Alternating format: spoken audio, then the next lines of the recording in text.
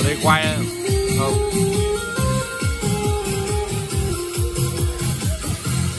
Mình đang lên Hạ Long muôn màu,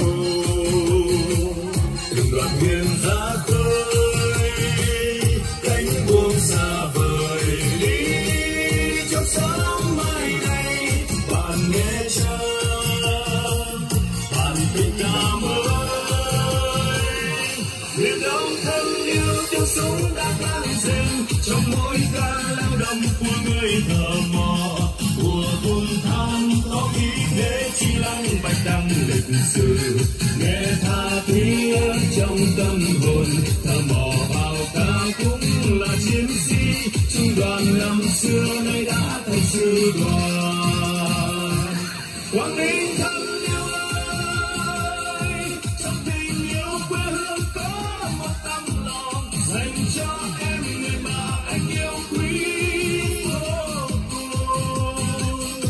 Vùng than thân yêu ơi, xin nguyện vì người mà chiến đấu đến cùng, khi quân thù liều lĩnh dám đến nơi đây, súng trong tay anh cùng em sẽ chung một chiến hào.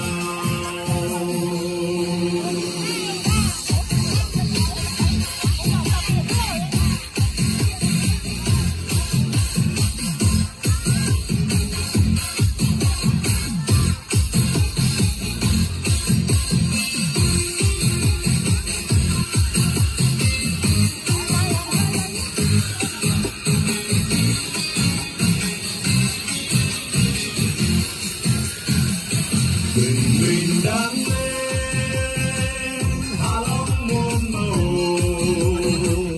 từng đoàn thuyền ra khơi, cánh buông xa vời đi trong gió mai này. Bạn nghe cha, bạn tình cảm ơi, miền Đông thân yêu tiếng súng đã vang rền trong mỗi ca lao động của người thợ mò. Mùa buồn than có khí thế chi lăng bạch đăng lịch sử, nghe tha thiết trong tâm hồn, thợ mò vào ca cũng là chiến sĩ. Trung đoàn năm xưa nay đã thành sư đoàn. Quảng Ninh thân yêu ơi, trong tình yêu quê hương có một tấm lòng dành cho em, người mà anh yêu quý.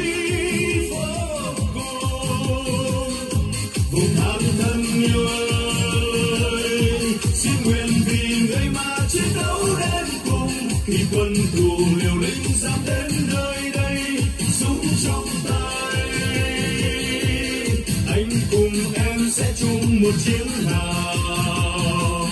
Mỗi khi ta ra anh cùng em lại ghi thêm một chiến